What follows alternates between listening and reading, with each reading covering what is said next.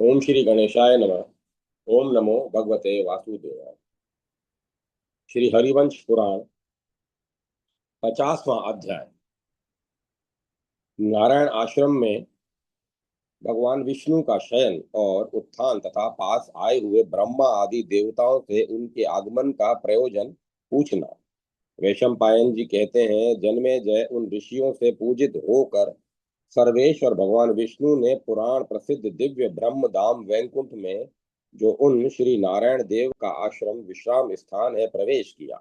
उन्होंने प्रसन्न चित्त से उस यज्ञ सभा में एकत्र हुए उन सब महर्षियों से विदा ले आदिदेव पद्म योनि ब्रह्मा जी को प्रणाम करके अपने ही नाम से प्रसिद्ध हुए उस नारायण आश्रम में प्रवेश किया। उसमें प्रवेश करते ही भगवान ने संपूर्ण आयुधों को त्याग दिया। वहां उन्हें अपना शयनागार दिखाई दिया, जो समुद्र के समान शोभा पा रहा था। उसमें सनातन देवगण और शाश्वत महर्षि निवास करते थे। संवर्तक प्रलयकारी मेघों के अभिमानी देवता वहां विद्यमान थे। वह स्थान नक्षत्रों के आश्रयभूत ज्योतिर्मंडल से व्याप्त था। जो वहां जाने के अधिकारी नहीं है, उनके लिए वह दिव्य धाम अंधकार से आवृत है, अर्थात उनकी वहां पर पहुंच नहीं हो पाती है।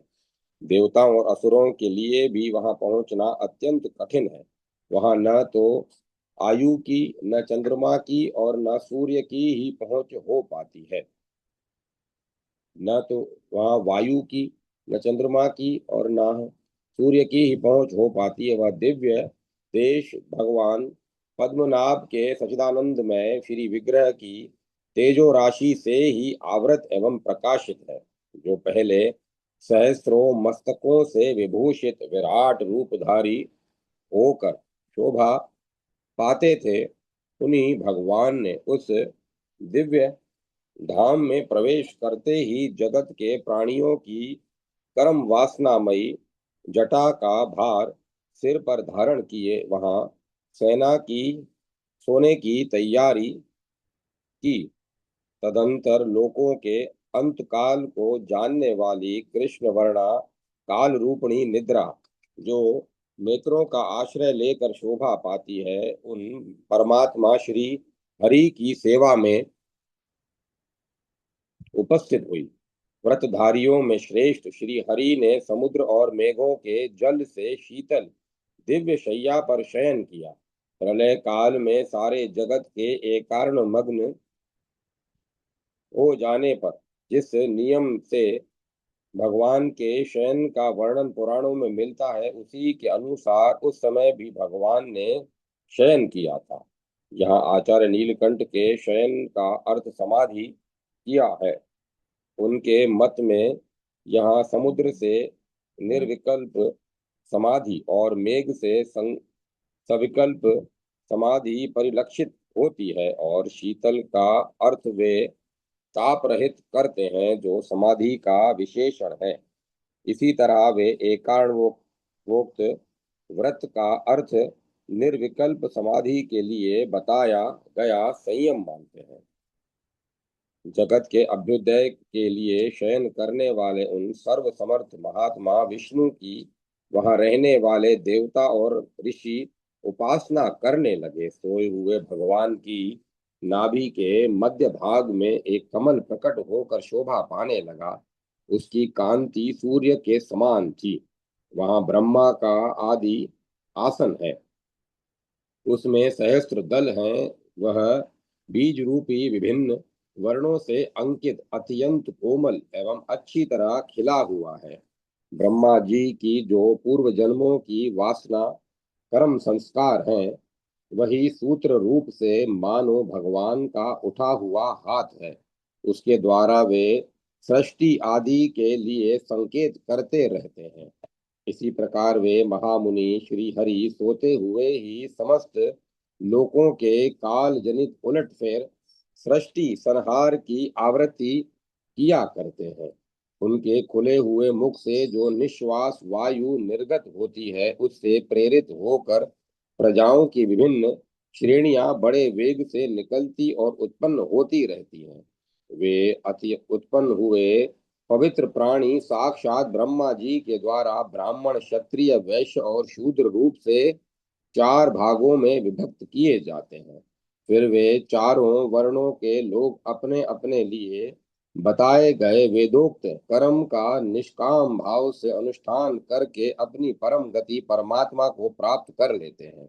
योग निद्रा का आश्रय लेकर शयन करने वाला जो भगवान विष्णु का योग माया से समावृत स्वरूप है, उसे स्वयं ब्रह्मा जी तथा ब्रह्मलोक के अविनाशी ब्रह्म ऋषि भी नहीं जान पाते हैं। वे ब्रह्मा आदि सभी ब्रह्म ऋषि किसी देश काल में सोए और किसी देश काल में आसन पर बैठकर जागते हुए भगवान के स्वरूप को यथार्थ रूप से समझ नहीं पाते हैं। उन्हें यह ज्ञात नहीं होता कि यहाँ कौन जागता है, कौन सोता है, कौन सर्वशक्तिमान होकर भी कोई चेष्टा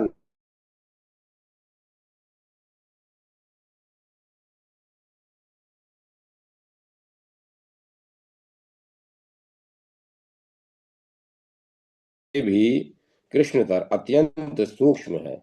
देवता दिव्य युक्तियों द्वारा उनके विषय में विचार करते रहते हैं, परंतु वे अब तक उनके जन्म और कर्म के रहस्य का पता नहीं लगा सके हैं। उन परमात्मा ने अपने निश्वास भूत वेद मंत्रों के द्वारा जिनका उपदेश किया है, उन वेदी की गाथाओं द्वारा जो उनके चरित्र को जानते थे, उन पुरातन ऋषियों ने ही पुराणों में उन परमेश्वर के स्वरूप का विशद विवेचन किया है। देवताओं के यहाँ भी महापुराण आदि से उनके पुरातन चरित्र का श्रवण किया जाता है। उनका कहीं अंत नहीं है। उन देवादिदेव परमात्मा का उनके प्रभाव से पराक्रम आदि के द्वारा प्रकट हुआ जो लीला चरित्र है, उसी से वे वेदी की और लोकी की श्रुतियां भरी हुई है।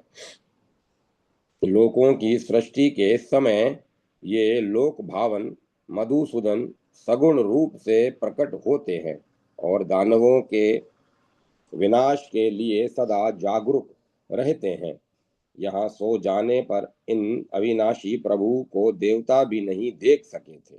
वहीं ये वर्षा काल में आषाढ़ शुक्ला एकादशी से कार्तिक शुक्ला एकादशी तक सोते और वर्षा व्यतीत होने पर जागते हैं। भगवान विष्णु ही वेद, यज्ञ और समस्त यज्ञांग यज्ञ के उपकरण है। यज्ञों द्वारा प्राप्त होने वाली जो परम गति बताई गई है, वह भी ये भगवान परशोत्तम ही है। भगवान के शयन काल में मंत्रपूत यज्ञ कर्मों का अनुष्ठान नहीं होता है। शरद ऋतु में जब ये मधुसूदन जागते हैं, उस समय वाजपेय श्रुति कहती है शरदीय वाजपेयन यज्ञते, अर्थात शरद ऋतु में वाजपेय यज्ञ के द्वारा भगवान की आराधना करें।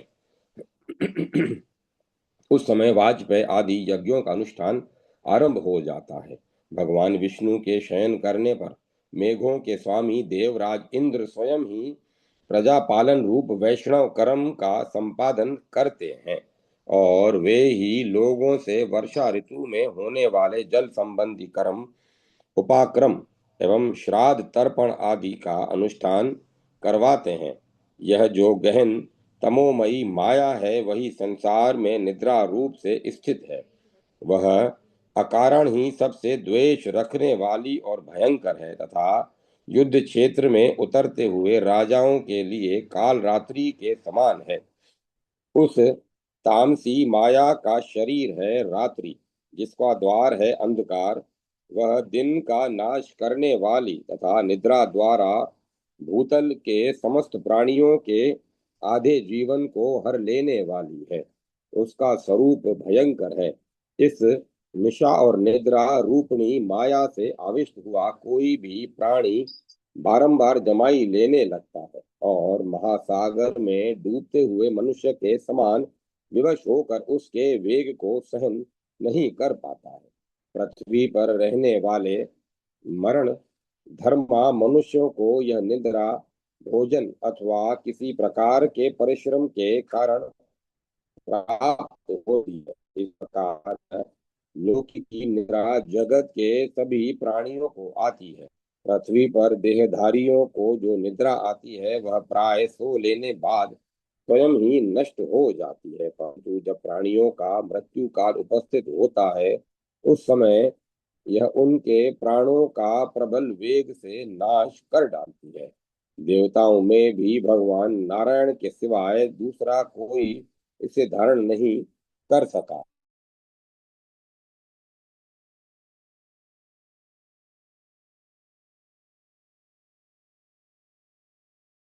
भाई का है यही वही यह माया नारायण के मुखमंडल में उनके नेत्र कमलों के भीतर स्थित देखी गई है। यही कमल नयनी नारी के रूप में भी प्रकट होती है। संपूर्ण विश्व को मोह में डालने वाली निद्रामयी माया अल्पकाल में ही समस्त लोकों को ग्रस लेती है। जिनका मार्ग सूक्ष्म है उन परमात्मा श्री हरि ने समस्त लोकों के हित के लिए अर्थात उन्हें विश्राम सुख का अनुभव कराने के लिए इस निद्रा को धारण किया है। जैसे पति पतिव्रता स्त्री का सेवन करता है उसी प्रकार विश्राम सुख की इच्छा वाले प्रत्येक व्यक्ति को समय समय पर इसका सेवन करना चाहिए। इस तरह अविनाशी भगवान विष्णु उस योग निद्रा से अच्छान हो संपूर्ण जगत को मोह में डालते हुए उस समय नारायण आश्रम में शयन करने लगते हैं। वहां सोते हुए परमात्मा नारायण के हजारों वर्ष बीत गए। सत्य युग तथा उत्तम त्रेता युग भी समाप्त हो गए। द्वापर के अंत में समस्त लोगों को अत्यंत दुख से पीड़ित जान महर्षियों द्वारा अपनी स्तुति सुनते हुए वे महातेजस्वी भगवान श्रीहरि जाग उठे। ऋषि बोले, भगवान जैसे पहले के उपभोग में लगी हुई फूल माला को त्याग दिया जाता है उसी प्रकार आप अपनी इस सहज निद्रा को त्याग दीजिए। ब्रह्मा जी के साथ ये समस्त देवता आपके दर्शन की अभिलाषा से खड़े हैं। ऋषिकेश ये उत्तम व्रत का पालन करने वाले ब्रह्मवेता महर्षि वेदोक्त स्तोत्रों का पाठ करते हुए आपका अभिनंदन करते हैं, आपको बधाई देते हैं। भूत भावन विष्णु, ये जो आपके ही स्वरूप भूत पृथ्वी जल अग्नि वायु और आकाश रूप महाभूतों के अधिष्ठाता देवता हैं, उनके शुभ वचन आप सुने। देव, ये मुनि मंडली सहित मैं सप्तऋषि गाने योग्य दिव्य वाणी द्वारा स्वभावतः आपकी स्तुति करते हैं। कमल नयन उठिए, महातेजस्वी पद्मनाभ, देवताओं के गुरुतर कार्यवश आपको जगाने के लिए कुछ कारण उत्पन्न हो गया है।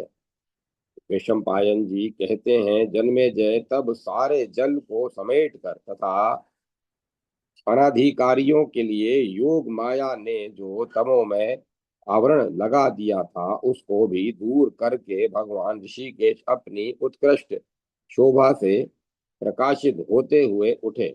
उन्होंने देखा ब्रह्मा सहित समस्त देवता उपस्थित हैं। उनके मन में क्षोभ उत्पन्न हुआ है कि और उसी के संबंध में ये कुछ कहना चाहते हैं। उन्हें यह भी ज्ञात हो गया कि ये लोग जगत के हित के लिए ही यहाँ पधारे हैं।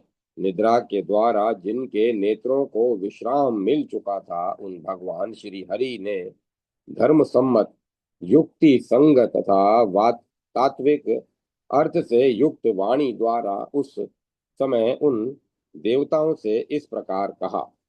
श्री भगवान बोले, देवताओं, तुम्हारा किससे युद्ध छिड़ा हुआ है? कहाँ से तुम पर भय आया है? अथवा किस देवता को किस वस्तु की आवश्यकता पड़ गई है? बताओ, कौन ऐसी वस्तु है जो मेरे पास नहीं है? अर्थात मेरे पास सब कुछ है और मैं तुम्हें सब कुछ दूंगा। दानवों की ओर से कौन सा ऐसा कार्य किया गया है जो लोक के लिए अमंगलकारी और मनुष्यों के लिए कष्टजनक सिद्ध हुआ है? यह मैं शीघ्र जानना चाहता हूँ। आप सभी ब्रह्मवेताओं के बीच में इस उत्तम शैया को त्याग कर यह मैं आपके कल्याण साधन के लिए तैयार खड़ा हूँ। बताइए आपकी क्या सेवा करूं। इस प्रकार श्री महाभारत के खिल्ल भाग हरिवंश के अंतर्गत हरिवंश पर्व में भगवान विष्णु का योग शैया से उत्थान विषयक 50वां अध्याय पूरा हुआ। जय माता सरस्वती। जय मां सरस्वती। 51वां अध्याय। ब्रह्मा जी का भगवान विष्णु से जगत की वर्तमान अवस्था का वर्णन करते हुए पृथ्वी का भार उतारने के लिए मंत्रणा करने का अनुरोध। वैशंपायन जी कहते हैं, जन्मेजय भगवान विष्णु का यह कथन सुनकर लोक पितामह ब्रह्मा ने समस्त देवताओं के लिए हितकारक उत्तम बात कही। असुरों का संहार करने वाले विष्णु देव युद्ध के अवसरों पर जिनके आप जैसे अभयदायक कर्णधार हो, उन देवताओं को कोई भय नहीं। जब तक देवराज इंद्र विजयी हैं और असुरों का संहार करने वाले आप रक्षा के लिए उदत हैं, तब तक धर्म के लिए प्रयत्नशील रहने वाले मनुष्यों को भी किससे भय हो सकता है। जो मनुष्य सत्य और धर्म में तत्पर रहकर चिंता रहित हो धर्म के अनुष्ठान में लगे हुए हैं, उनकी और अकाल मृत्यु आंख उठाकर देख भी नहीं सकती है। मनुष्यों के अधिपति जो पृथ्वी पालक नरेश हैं, वे भी प्रजा की आय के छठे भाग का कर के रूप में उपभोग करते हुए आपस में कभी भेद या कलह नहीं करते हैं। वे सदा ही प्रजा की भलाई करते हैं, इसीलिए वे कर देने वाले लोग उनकी निंदा नहीं करते। राजाओं को जब अर्थ की कमी पड़ती है तब ये न्यायोचित करों के द्वारा ही अपना खजाना भरते हैं। वे क्षमा परायण हो अपने समस्त समृद्धिशाली जनपदों का पालन करते हैं, कभी किसी को कठोर दंड नहीं देते हैं तथा चारों वाणी वर्णों की यथोचित रीति से रक्षा करते हैं। ये स्वयं किसी को उद्विग्न नहीं करते हैं, इसीलिए किसी भी प्राणी कोई भी प्राणी इन्हें उद्वेग में नहीं डालते हैं। मंत्रियों द्वारा वे भली भांति सम्मानित होते हैं तथा चतुरंगणी सेनाओं से सुरक्षित होकर संधि विग्रह यान आसन द्विधि भाव और समाश्रय इन 6 गुणों का यथावसर उपयोग करते रहते हैं। सभी नरेश धनुर्वेद के अभ्यास में तत्पर हैं। सभी वेदों के परिनिष्ठ विद्वान है और यथा समय प्रचुर दक्षिणा युक्त यज्ञों द्वारा भगवान की आराधना करते रहते हैं। वे दीक्षा ग्रहण एवं ब्रह्मचर्य के पालन पूर्वक वेदों का अध्ययन करके महर्षियों को तथा पवित्र श्राद्ध कर्मों द्वारा सैकड़ों बार पितरों को तृप्त करते रहते हैं। भूतल पर जो वैदिक लौकिक और तथा धर्म शास्त्र कथित 3 प्रकार के कर्म दृष्टिगोचर होते हैं, उनमें से कोई भी कर्म इन राजाओं को ज्ञात नहीं है। इन्हें परावर परावर तत्व का साक्षात्कार हो चुका है। वे सभी नरेश महर्षियों के समान तेजस्वी हैं और पुनः इस पृथ्वी पर सत्य युग को लाने का उत्साह रखते हैं। उन्हीं के प्रभाव से देवराज इंद्र जगत में कल्याणकारी जल की वर्षा करते हैं। वहां यथोचित गति से प्रवाहित होती है वायु यथोचित गति से प्रवाहित होती है और 10 दिशाएं स्वच्छ रहती हैं। पृथ्वी पर कोई उत्पात नहीं होता। आकाश में सभी ग्रह समुचित गति से विचरण करते हैं तथा नक्षत्रों सहित चंद्रमा भी उनके साथ संयुक्त होकर सौम्य गति से विचरण कर रहे हैं। जगत के लिए अनुकूल किरणों से युक्त हुए भगवान सूर्य दोनों अयनों में विचरते हैं तथा उत्तम गंध से सुवासित अग्निदेव नाना प्रकार के हविषों की आहुति पाकर तृप्त होते हैं। जब इस प्रकार राजा लोग भली भांति सत्कर्मों में प्रवृत्त हैं, यज्ञ आदि कर्म दिनों दिन बढ़ रहे हैं और ये नरेश समस्त भूमंडल को निरंतर तृप्त एवं संतुष्ट कर रहे हैं, तब मनुष्यों को काल का भय कैसे हो सकता है। परंतु जिनकी कीर्ति सब और जगमग हो रही है तथा जो एक दूसरे के वश वशवर्ती होकर मेल मिलाप से रहते हैं, उन बलवान राजाओं के पास जो असंख्य सेना है, उनके भार से पृथ्वी को बड़ी पीड़ा हो रही है। इस प्रकार भार से थकी हुई इस पृथ्वी यह पृथ्वी उन नरेशों से पीड़ित होकर आपकी शरण में आई है। इसकी दशा उस नाव की सी हो रही है जिसके डूबने का समय अत्यंत निकट हो। उन राजाओं का रूप प्रलय काल की अग्नि के समान तेजस्वी है। उनसे पीड़ित होने के कारण इस पृथ्वी के पर्वत रूपी बंधन ढीले पड़ने लगे हैं, अर्थात इस नौका रूपणी पृथ्वी के जो कीले झुकी हुई थी वे अब उखड़ने लगी है। अतः इस रसातल की जल राशि में डूबने की आशंका से व्याकुल हो उठी है और इसके शरीर में बारंबार पसीना आ रहा है। क्षत्रियों के शरीर तेज और बल से तथा मनुष्यों के दूर तक फैले हुए राज्य से यह पृथ्वी थकती सी जा रही है। नगर नगर में वहां का नरेश एक एक करोड़ सैनिकों से संपन्न है तथा प्रत्येक राज्य में कोई कई लाख ग्राम है। सहस्त्रों भूपालों उन बलवान भूपालों की सेना तथा 10-10 हजार गांवों से युक्त उनके राष्ट्रों से यह भूमि इतनी भर गई है कि कहीं थोड़ी सी भी जगह खाली नहीं है। विष्णुदेव, यह पृथ्वी निश्चेष्ट होकर निरामय काल को आगे करके मेरे निवास स्थान में आई थी। अब आप इसकी परम गति अब आप इसकी परम गति हैं। जगत की आधारभूता यह सदा रहने वाली भूमि जो मनुष्यों की कर्म भूमि है, बड़ा कष्ट पा रही है। यह अधिक भार के कारण दब कर बिखर न जाए, ऐसा कोई उपाय करना चाहिए। मधुसूदन, इसके पीड़ित होने पर महान दोष प्राप्त हो सकता है। सब लोगों की सारी क्रियाएं लुप्त हो जाएंगी और सारा जगत पीड़ित होने लगेगा। निश्चय ही यह राजाओं के भारी सैन्य समुदाय से पीड़ित होकर थकती चली जा रही है। यह बात इसी से स्पष्ट है कि यह अचला भूमि अपनी स्वाभाविक क्षमा को त्याग कर विचलित हो उठी है।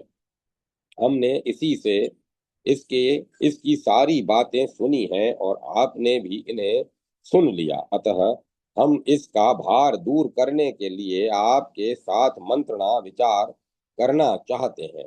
भूतल के समस्त राजाओं सन्मार्ग में स्थित हो अपने राष्ट्रों की वृद्धि कर रहे हैं। मनुष्यों को क्षत्रिय आदि तीनों वर्ण ब्राह्मणों के अनुगामी हैं। मनुष्यों की सारी बातें सत्य के ही आश्रित हैं। सभी वर्ण अपने अपने धर्म में तत्पर हैं।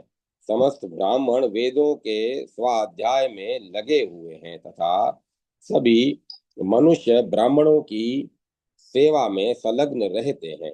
इस प्रकार संसार के सभी मानव धर्म पूर्वक बर्ताव करते हैं। अतः ऐसी कोई मंत्रणा की जाए जिससे पृथ्वी का भार तो कम हो जाए परंतु धर्म को हानि न पहुंचे। यही सत्पुरुषों की गति है, दूसरी नहीं, और धर्म ही इसका उत्तम साधन है। इस पृथ्वी का भार दूर करने के लिए राजाओं का वध आवश्यक कार्य है। अतः महाभाग, आइए हम सब लोग इस विषय पर एक साथ विचार करने के लिए पृथ्वी को आगे करके मेरु पर्वत के शिखर पर चले। महाराज जन्मेजय संपूर्ण विश्व के आत्मा महातेजस्वी लोक पितामह ब्रह्मा जो पृथ्वी के साथ आए थे, भगवान से इतनी बात कहकर चुप हो गए। इस प्रकार श्री महाभारत के खिल्ल भाग हरिवंश के अंतर्गत हरिवंश पर्व में पृथ्वी भारावतारण विषयक 51वां अध्याय पूरा हुआ। जय माता सरस्वती। जय माता सरस्वती। 52वां अध्याय भगवान विष्णु तथा सब देवताओं को मेरु पर्वत की दिव्य सभा में उपस्थित होना और वहां पृथ्वी का भगवान से भार उतारने के लिए प्रार्थना करना। वैशंपायन जी कहते हैं, जन्मेजय तब बहुत अच्छा कहकर भगवान विष्णु उन सब के साथ वहां से चल दिए। उनकी वाणी वर्षा काल के मेघ की भांति गंभीर थी। उनका श्री विग्रह मेघ के समान श्याम था तथा वे मेघ युक्त पर्वत के समान जान पड़ते थे। उनका जटा मंडल मंडित उदर भाग मुक्ता मणियों की माला से उदीप्त होकर चंद्रमा की प्रभा से युक्त मेघ के समान कांति धारण करता था। इस उस उदर को धारण करने वाले भगवान श्री हरि अपूर्व शोभा से संपन्न दिखाई देते थे। उनके विस्तृत वक्ष स्थल में उठी हुई रोमावलियों से युक्त शोभाशाली श्री वत्स दोनों स्तनों के मुख तक फैलकर उद्भासित हो रहा था। जो पित्त वस्त्र धारण किए संपूर्ण जगत के गुरु अविनाशी भगवान विष्णु संध्या कालिक मेघों से युक्त पर्वत के समान मनोहर दिखाई देते थे। ब्रह्मा जी के पीछे पीछे गरुड़ पर बैठकर यात्रा करते हुए उन भगवान नारायण का सभी देवता अनुसरण कर रहे थे। उन सब के नेत्र उन्हीं की ओर लगे हुए थे। थोड़े ही समय में सब देवता रत्न में मेरु पर्वत पर आ पहुंचे। वहां उन्होंने ब्रह्मा जी की उस सभा को देखा जो इच्छा अनुसार रूप धारण करने वाली थी। मेरु पर्वत के शिखर पर स्थापित हुई वह दिव्य सभा सूर्य के समान तेज से संपन्न थी। उसमें सोने के खंभे लगे थे तथा उसके फाटक में रत्न जड़े हुए थे। मानसिक संकल्प के अनुसार स्वतः निर्मित हुए विचित्र चित्र उसकी शोभा बढ़ाते थे। सैकड़ों विमानों की पंक्तियां वहां विराजमान थी। उसमें रत्नों के बने झरोखे लगे थे। वह इच्छा अनुसार विचरण करने वाली सभा नाना प्रकार के दिव्य रत्नों से सजी हुई थी। उसमें बहुमूल्य रत्न जड़े हुए थे। सभी ऋतुओं के फूलों से वह व्याप्त थी। उस दिव्य सभा का निर्माण साक्षात विश्वकर्मा ने किया था। वह देवताओं की माया धारण करने वाली थी। समस्त देवता ब्रह्मा जी की आज्ञा के अनुसार प्रसन्नता पूर्वक उस कल्याणमयी सभा में प्रविष्ट हुए और यथा योग्य स्थान पर विधि पूर्वक बैठे। वे यहाँ योग्यता अनुसार बताए हुए विमानों, आसनों, भद्रासनों, पीठों, कालीनों तथा दूसरे दूसरे बिछौनों पर विराजमान हुए। तब ब्रह्मा जी के भली भांति आज्ञा देने पर अपने वेग से बड़े बड़े वृक्षों को तोड़ देने वाले वायुदेव उठे और कोई एक शब्द ही मुंह से न निकाले। सब लोग मौन रहे। ऐसा कहते हुए सारी सभा में सब और घूम आए। तब जब देवताओं का वह समुदाय भली भांति नीरव और निस्तब्ध हो गया, तब वहां करुणाजनक वचन बोलने वाली पृथ्वी ने दुख पूर्वक यह बात कही। पृथ्वी बोली, देव, मैं रसातल में धसी जा रही हूँ, अतः आप मुझे धारण करें। क्योंकि आपके आधार पर ही यह संपूर्ण जगत टिका हुआ है। आप ही समस्त भूतों को धारण और सभी भुवनों का भरण पोषण करते हैं। आप अपने ही तेज और बल से जो कुछ भी धारण करते हैं, उसी को आपके प्रसाद से मैं भी यत्न पूर्वक धारण करती हूँ। आपके धारण किए हुए को ही मैं धारण करती हूँ। जिसे आपने धारण न कर रखा हो, ऐसी कोई वस्तु को मैं धारण नहीं करती। ऐसा कोई आधार नहीं है जिसे आप निरंतर धारण न करते हो। देव नारायण, आप ही प्रत्येक युग में जगत के हित की कामना से मेरा भार उतारते हैं। सुरश्रेष्ठ, आप ही के तेज से आक्रांत होकर मैं रसातल को जा पहुंची थी और अपने उद्धार के लिए आपकी ही शरण में आई हूँ। मेरा आप मेरी रक्षा करें। दानवों तथा दुरात्माओं दानवों तथा दुरात्मा राक्षसों ने राक्षसों से पीड़ित होकर मैं सदा आप सनातन पुरुष की ही शरण में आती हूँ और आती रहूंगी।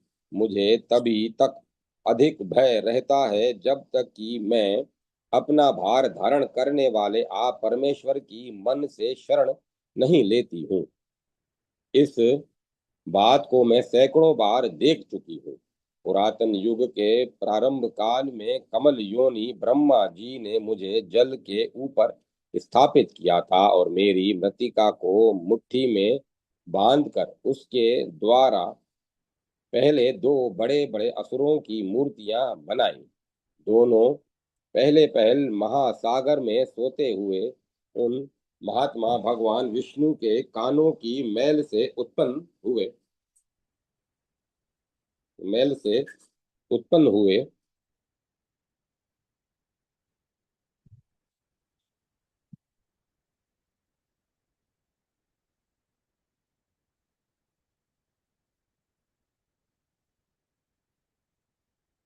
और काठ एवं दीवार के समान अवचेतन अवस्था में स्थित थे। उन्हीं की आकृतियों को भगवान ने मिट्टी से संवारा था। फिर ब्रह्मा जी की उत्तम प्रेरणा से स्वयं वायुदेव ने उनके भीतर प्रवेश किया। इसके बाद वे दोनों महान असुर आकाश को आच्छादित करते हुए बढ़ने लगे। वायु रूपी प्राण से युक्त हुए उन दोनों असुरों को गोद में लेकर ब्रह्मा जी ने उनके अंगों पर धीरे धीरे हाथ फेरा। उनमें से एक का शरीर तो उन्हें अत्यंत कोमल प्रतीत हुआ और दूसरे का कठोर। तब जलज जन्मा भगवान ब्रह्मा ने उन दोनों का नामकरण संस्कार किया और कहा, यह जो मुद्रा यह जो मृदु कोमल है उसका नाम मधु होगा और जो कठोर है वह केटप कहलाएगा। नाम निश्चित हो जाने पर वे दोनों अत्यंत दुर्जय दैत्य बल के घमंड से मतवाले होकर युद्ध की इच्छा से समस्त एकार्ण जगत में विचरने लगे। उन दोनों को युद्ध के लिए आया देख लोक पितामह ब्रह्मा वहीं एकार्ण की जल राशि में अदृश्य हो गए। उन चतुर्मुख ब्रह्मा ने भगवान पद्मनाभ की नाभि के मध्य भाग से प्रकट हुए कमल पर ही गुप्त रूप से निवास करना पसंद किया। वे दोनों भगवान नारायण और ब्रह्मा जल के भीतर स्थित हो बहुत वर्षों तक सोते रहे, कभी हिले तक नहीं। तदंतर दीर्घ काल व्यतीत होने के पश्चात वे दोनों भाई मधु और केटप उस स्थान पर आए जहां ब्रह्मा जी विराजमान थे। उन दुर्जय विशाल काय एवं भयंकर असुरों को देखकर ब्रह्मा जी ने कमल की नाल से भगवान विष्णु को ठोका, उन्हें जग जाने के लिए संकेत किया। तब महातेजस्वी भगवान पद्मनाभ शैया से उछलकर खड़े हो गए। उस एकाड़ में जगत में जबकि तीनों लोक जल में मिल गए थे। उन दोनों असुरों तथा भगवान विष्णु के विष्णु में घोर युद्ध हुआ। उस समय सहस्त्रों वर्षों तक वह तुमुल युद्ध चलता रहा, किंतु वे दोनों असुर युद्ध में थके नहीं। दीर्घ काल तक युद्ध करके वे दोनों रणधुर्मुद दैत्य मन ही मन बड़े प्रसन्न हुए और भगवान नारायण हरि से इस प्रकार बोले, देव, तुम्हारे युद्ध से हम दोनों भाई बहुत प्रसन्न हैं। तुम हमारे लिए स्मरणीय मृत्यु हो, किंतु हम दोनों को वहीं मारो जहाँ की पृथ्वी जल में डूबी हुई न हो। सर्वश्रेष्ठ, मारे जाने पर हम दोनों आपके पुत्र भाव को प्राप्त होंगे, क्योंकि ब्रह्मा जी ने विधान बना दिया है कि जो हमें युद्ध में जीत ले, हम उसी के पुत्र हों। इस उनकी बात सुनकर भगवान विष्णु ने उस युद्ध स्थल में उन दैत्यों को दोनों हाथों से पकड़कर दबाया। इससे मधु और केटव दोनों की मृत्यु हो गई। मरने पर उन दोनों की लाशें जल में डूबकर एक हो गई। फिर जल की लहरों से मथित होकर उन दोनों दैत्यों ने जो मेद छोड़ा, उससे आच्छादित होकर वहां का जल अदृश्य हो गया। उसी पर भगवान नारायण ने नाना प्रकार के जीवों की सृष्टि की। उन दैत्यों के मेद से सारी पृथ्वी ढक गई, इसीलिए मेदिनी नाम से विख्यात हुई। भगवान पद्मनाभ के प्रभाव से यह जगत के लिए शाश्वत आधार बन गई। पूर्व काल में वराह रूप धारण करके इन्हीं भगवान नारायण ने मार्कंडे जी के देखते देखते मुझे एक दाढ़ पर उठाकर पानी के भीतर से बाहर निकाला था। फिर उस दिन आप लोगों के सामने ही प्रभावशाली भगवान विष्णु ने अपने पग बढ़ाकर त्रिलोकी को नापते हुए मुझे दैत्यराज बलि के पास से छीन लिया।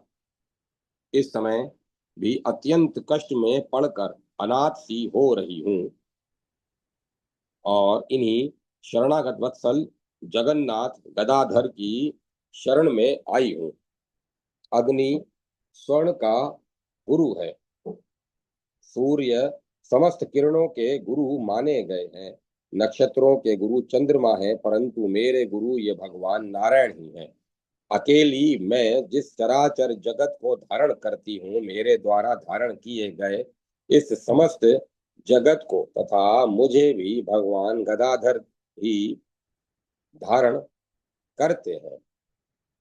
उन्होंने ही जमदग्नि नंदन परशुराम के रूप में प्रकट होकर मेरा भार उतारने की इच्छा से रोष पूर्वक मुझे 21 बार क्षत्रियों से रहित किया था।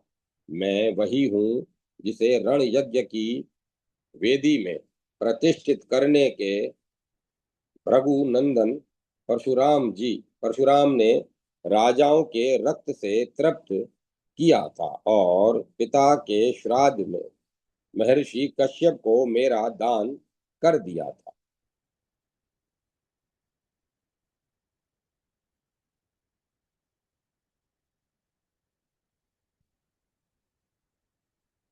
मैं क्षत्रियों के रक्त से भीगी हुई थी। मेरे शरीर से मरे हुए राजाओं के मांस, मेद और अस्थियों की दुर्गंध फैल रही थी। उसी दशा में रजस्वला ज्योति की भांति मैं महर्षि कश्यप की सेवा में उपस्थित हुई। उस समय ब्रह्म ऋषि कश्यप ने मुझसे कहा, वसुधे, क्या कारण है तू नीचे मुख किए वीर पत्नी के इस व्रत को धारण करके विषाद में डूबी हुई है। उस समय मैंने लोक पितामह कश्यप जी को यह सूचित किया। ब्राह्मण महात्मा परशुराम ने मेरे पतियों को मार डाला है। सहस्त्र ग्रहण ही जिनकी जीविका का साधन था, उन पराक्रमी क्षत्रियों से हीन होकर मैं विधवा हो गई हूँ। मेरे सारे नगर राजाओं से शून्य हो गए हैं, अतः अब मुझ में जीवित रहने का उत्साह नहीं रह गया है। अतः भगवान मुझे ऐसा कोई नरेश पति दीजिए जो आपके समान ही शक्तिशाली हो और समुद्र से घिरी हुई मेरी ग्राम और नगरों सहित रक्षा कर सके। प्रभावशाली भगवान कश्यप ने मेरी यह बात सुनकर कहा, बहुत अच्छा। फिर उन्होंने मुझे राजा मनु के हाथ में दे दिया। इस प्रकार मैं विवस्वत मनु से प्रकट हुए दिव्य इक्ष्वाकु कुल में आ पहुंची। इस उस कुल के सभी लोग नरेश थे। वहां दीर्घ काल तक एक राजा से दूसरे राजा के अधिकार में आती रही। इस प्रकार मैं बुद्धिमान राजा मनु के हाथ में सौंपी गई और महर्षि समुदाय के तुल्य तेजस्वी सहस्त्रों राजाओं के उपभोग में आई। बहुत से शूरवीर क्षत्रिय मुझे जीतकर स्वर्गलोक को चले गए। वे काल के अधीन होकर मुझ में ही लीन हुए थे। जगत में मेरे ही लिए युद्ध स्थलों में कभी पीठ न दिखाने वाले बलवान क्षत्रियों के परस्पर युद्ध करते हुए हैं और हो रहे हैं। आप लोगों के द्वारा परिचालित देव के द्वारा ही इस जगत का परिपालन होता है। अतः आप जगत के हित के लिए ऐसा कोई उपाय कीजिए जिससे रणभूमि में राजाओं का संहार हो। यदि मुझ पर भगवान की दया हो तो यह एकमात्र चक्रधारी श्रीमान भगवान विष्णु मेरा भार शिथिल करने के लिए मुझे अभयदान दें। मैं भार से संतप्त होकर शरण खोजती हुई जिनकी शरण में आई हूँ वे ही ये भगवान विष्णु यदि मेरा भार उतारना उचित समझे तो इसके लिए मुझे आश्वासन दें। इस प्रकार श्री महाभारत खिल्ल भाग हरिवंश के अंतर्गत हरिवंश पर्व में पृथ्वी का वाक्य विषयक 52वां अध्याय पूरा हुआ। जय माता सरस्वती। जय मां सरस्वती। 53वां अध्याय। ब्रह्मा जी की आज्ञा से देवताओं का अंश अवतार।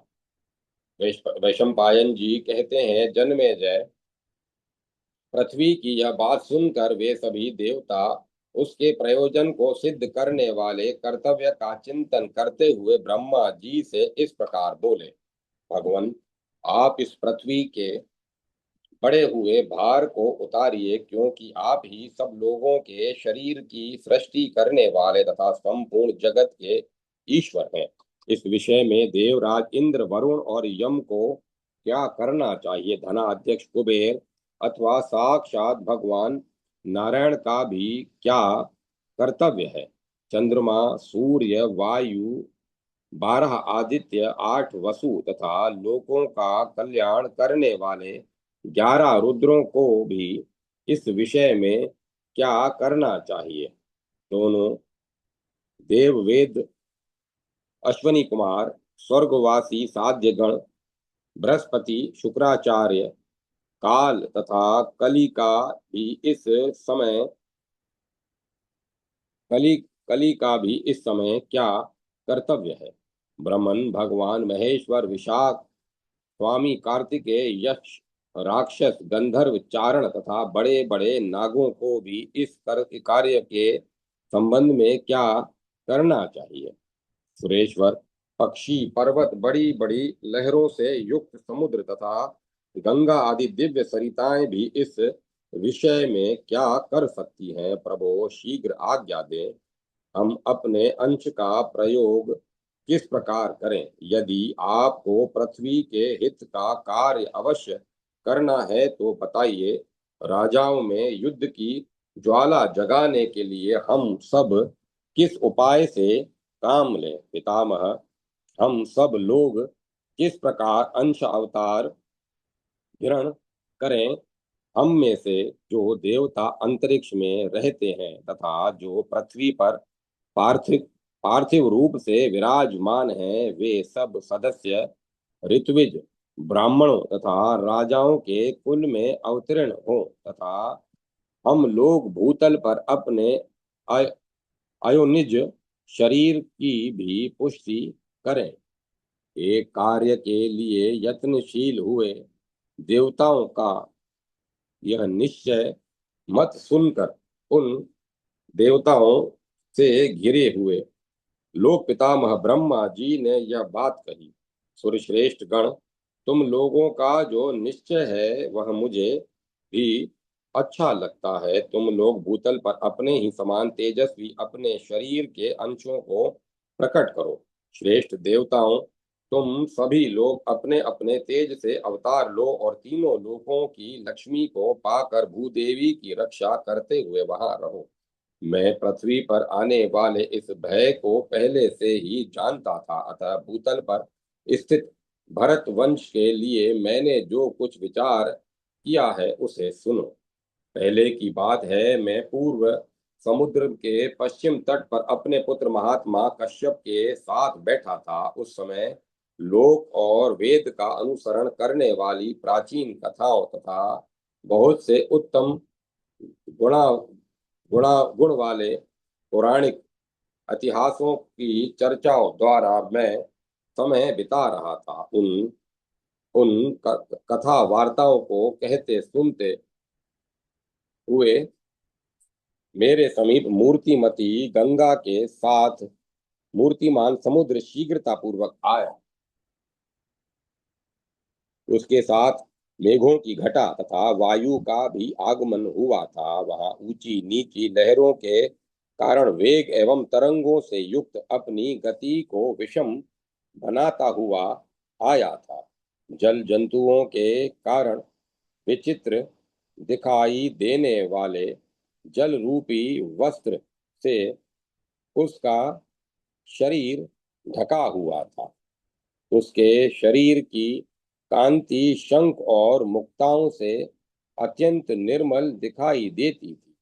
वह मूंगे और मणियों के आभूषणों से विभूषित तथा पूर्ण चंद्रमा से संयुक्त होने के कारण उज्ज्वलित हो मेघ के समान गंभीर गर्जना कर रहा था।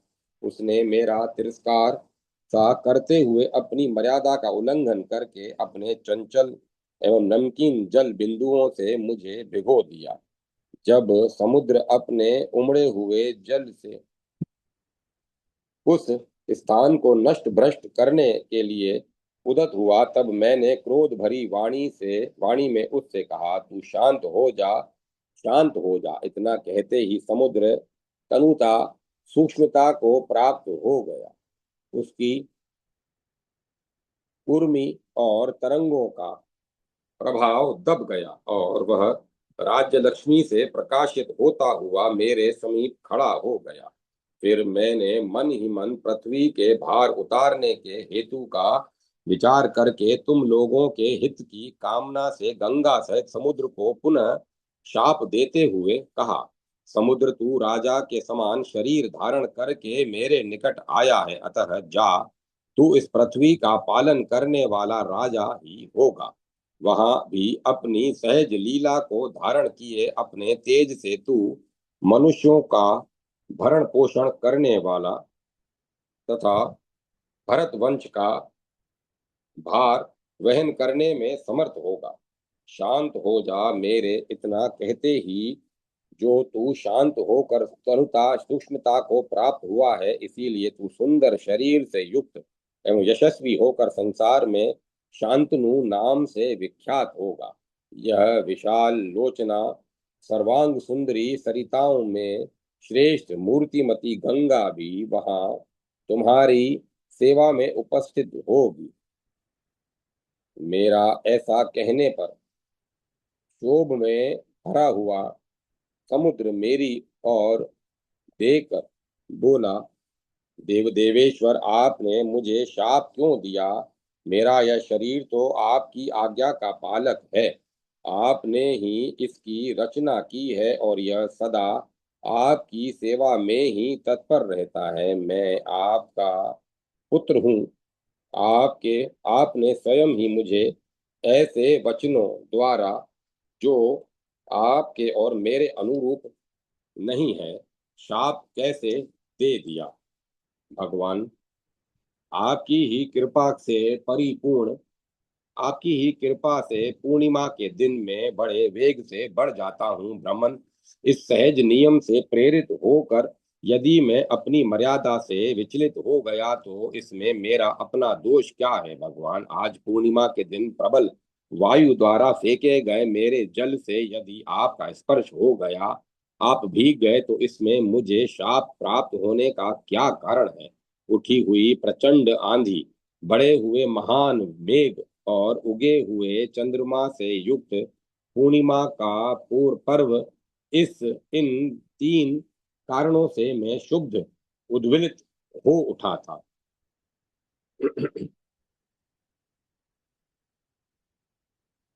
ब्राह्मण, इस तरह आपके बनाए हुए कारणों नियमों से ही शुद्ध होकर यदि मैंने अपराध किया है तो आप इसके लिए मुझे क्षमा कर दें और इस शाप को लौटा लें।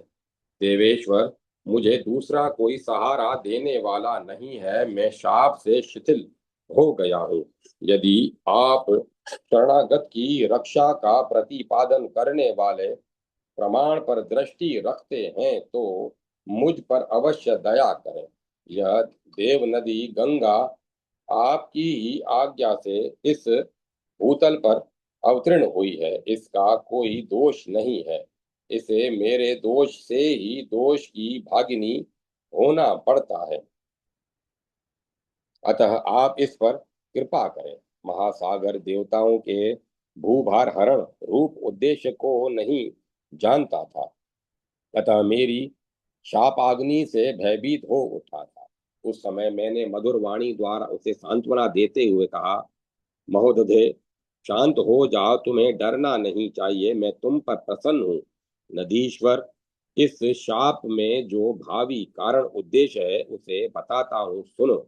सरिताओं के स्वामी समुद्र, तुम अपने तेज से इस सागर शरीर को छोड़कर अर्थात योग बल से अपने आप को दो रूपों में विभक्त करके एक से तो यहाँ रह जाओ और दूसरे रूप में जाओ और भरत वंश में अपने शरीर को गर्भ में स्थापित करो। जल के स्वामी महासागर, उस भरत वंश में भूपाल बनकर राज्य लक्ष्मी से संपन्न हो तुम चारों वर्णों का पालन करते हुए बड़े सुख से रहोगे।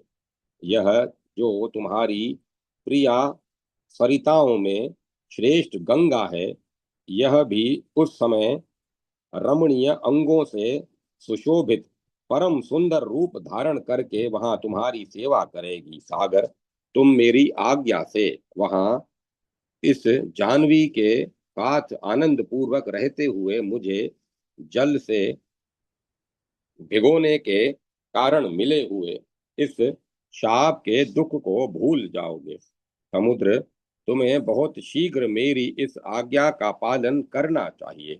वहां इस गंगा के साथ तुम्हारा प्रजापत्य विधि से विवाह होगा। आठों वसु स्वर्ग से भ्रष्ट होकर रसातल में जा पहुंचे हैं। उन्हें मनुष्य रूप में उत्पन्न करने के लिए मैंने तुम्हें नियुक्त किया है। अग्निदेव के समान गुणशाली तथा देवताओं की प्रसन्नता को बढ़ाने वाले इन आठ वसुओं को संतान रूप से उत्पन्न करने के लिए यह गंगा तुमसे गर्भ धारण करे। सागर, तुम वसुओं को शीघ्र ही जन्म देकर कुरुकुल की महत्ता बढ़ाने के अनंतर उस मानव शरीर का त्याग करके पुनः अपने समुद्र रूप में प्रवेश करोगे। सूर्यश्रेष्ठ गण, इस प्रकार मैंने भविष्य में होने वाले पृथ्वी के राज समूह रूपी भार को देकर तुम्हारे हित के लिए पहले ही यह कार्य कर दिया है। इस प्रकार भूतल पर शांतनु के वंश का बीजारोपण मैंने कर दिया है।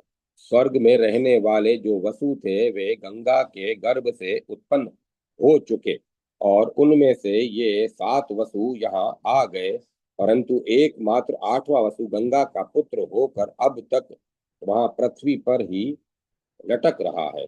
शांतनु के भी दूसरी पत्नी सत्यवती के साथ पति का समागम होने पर भीष्म की अपेक्षा जो दूसरा पुत्र उत्पन्न हुआ था उसका नाम विचित्रवीर्य था। वह कुरुकुल का तेजस्वी एवं प्रतापी राजा था। विचित्रवीर्य के दो ही पुत्र इस समय पृथ्वी पर वर्तमान है। वे दोनों ही राजा और पुरुषों में श्रेष्ठ हैं। धृतराष्ट्र और पांडु नाम से इनकी ख्याति है। इनमें से पांडु की दो शोभा संपन्न सुंदरी पत्नियां हैं जो देवांगनाओं के समान रूपवती हैं। उनके नाम है कुंती और माद्री। राजा धृतराष्ट्र की एक ही पत्नी है जो इस भूतल पर गांधारी के नाम से विख्यात है। वह पति के समान आचार से रहने वाली और सदा पातिव्रत्य धर्म का पालन करने वाली है। उन दोनों राजाओं के पुत्रों में महान युद्ध होने वाला है। तुम लोग उन्हीं के पक्ष और विपक्ष में पृथक पृथक अपने वंश प्रकट उत्पन्न करो।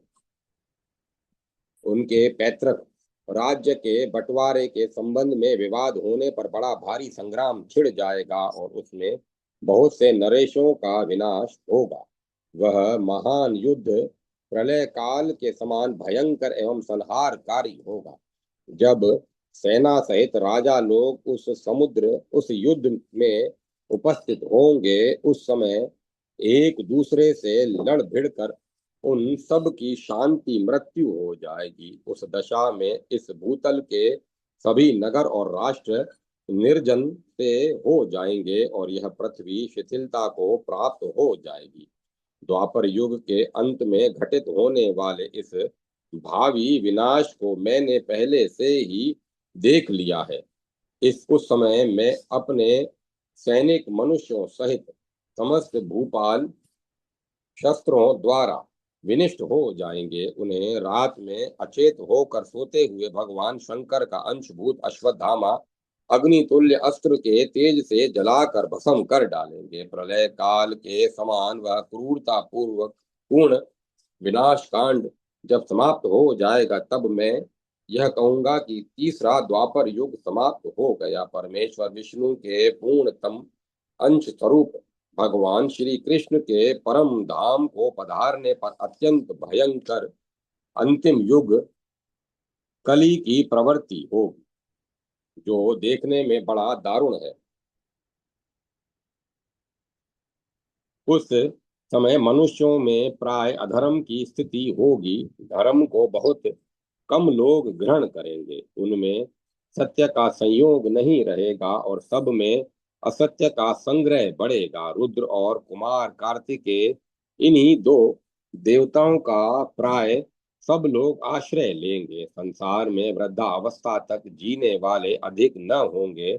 देवताओं अतः यही निर्णय सबसे श्रेष्ठ है कि पृथ्वी पर रहने वाले राजाओं का अंत कर दिया जाए। इसीलिए तुम सब लोग अपने अपने अंश से अवतार लो, देर न करो। धर्म के पक्ष में जो देवता हो उन्हें कुंती और माद्री के गर्भ से उत्पन्न होने की आज्ञा दी जाए। विवाद या युद्ध का मूल है कली।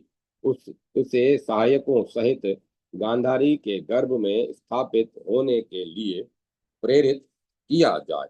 काल से प्रेरित हुए राजा इन दोनों पक्षों में से किसी एक का आश्रय लेंगे और पृथ्वी के राज्य की प्राप्ति के लिए लोभासक्त होकर वे सब के सब संग्राम में लालसा रखेंगे। संपूर्ण जगत को धारण करने वाली यह पृथ्वी अब अपने स्थान को चली जाए। इसके भारभूत राजाओं के विनाश के लिए इस लोक प्रसिद्ध उपाय का अनुष्ठान आरंभ कर दिया गया है।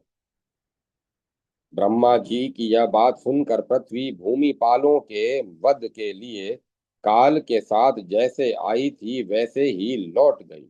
तदंतर ब्रह्मा जी ने देवद्रोही दानवों का दमन करने के लिए देवताओं को प्रेरित किया।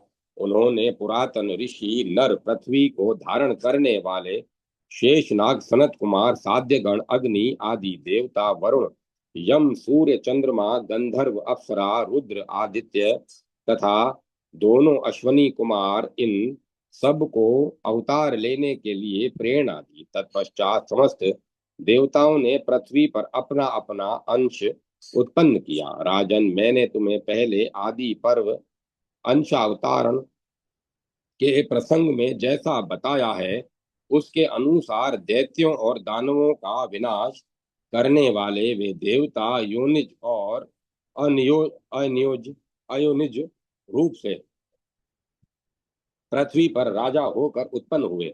उनके शरीर पिंड खजूर के समान पुष्ट और वज्र के तुल्य सुदृढ़ थे। उनमें से कितने ही 10,000 हाथियों के समान बलवान थे, कितने ही बल के अटूट प्रवाह से संपन्न थे। वे गदा, परिघ और शक्तियों के आघात सह लेने में समर्थ थे। उनकी भुजाएं परिघों के समान मोटी और सुदृढ़ थी। वे सब के सब पर्वत शिखरों द्वारा प्रहार करने वाले तथा परिघों से युद्ध करने में कुशल थे। उनमें से सैकड़ों हजारों वीर देवता वृष्णि वंश, करुण करु कुरु वंश तथा पांचाल वंश में राजा और राजकुमारों के रूप में उत्पन्न हुए थे। कितने ही देवता समृद्धिशाली याज्ञिक ब्राह्मणों के कुलों में प्रकट हुए थे। वे संपूर्ण अस्त्रों के ज्ञाता, महाधनुर्धर, वैदिक व्रत के अनुष्ठान में तत्पर, समस्त समृद्धिकारी गुणों से संपन्न यज्ञकर्ता तथा पुण्य कर्मों का अनुष्ठान करने वाले थे। ये वे कुपित होने पर पर्वतों को भी हिला सकते थे, पृथ्वी को विदीर्ण कर सकते थे, आकाश में उड़ सकते थे और समुद्रों को भी विशुद्ध कर सकते थे। भूत, भविष्य और वर्तमान के स्वामी ब्रह्मा जी उन देवताओं को उपयुक्त आदेश आदेश दे भगवान नारायण को समस्त लोकों की रक्षा का भार सौंप कर शांत हो गए। जन्मेजय, समस्त प्राणियों का हित साधन करने में समर्थ भगवान विष्णु प्रजा वर्ग के हित के लिए इस भूतल पर जिस प्रकार अवतीर्ण हुए थे, वह प्रसंग फिर सुनो। राजा ययाति के वंशज बुद्धिमान वसुदेव के आदरणीय कुल में यशोधवर्धक कर्म होन करने वाले भगवान नारायण ने जन्म ग्रहण किया था। इस प्रकार श्री महाभारत के खिल भाग हरिवंश के अंतर्गत हरिवंश पर्व में देवताओं का अवतारण विषयक 53वां अध्याय पूरा हुआ। जय माता सरस्वती। जय मां सरस्वती। अब कथा को विराम दिया जाता है। ओम तत्सत। ओम तत्सत। ओम तत्सत।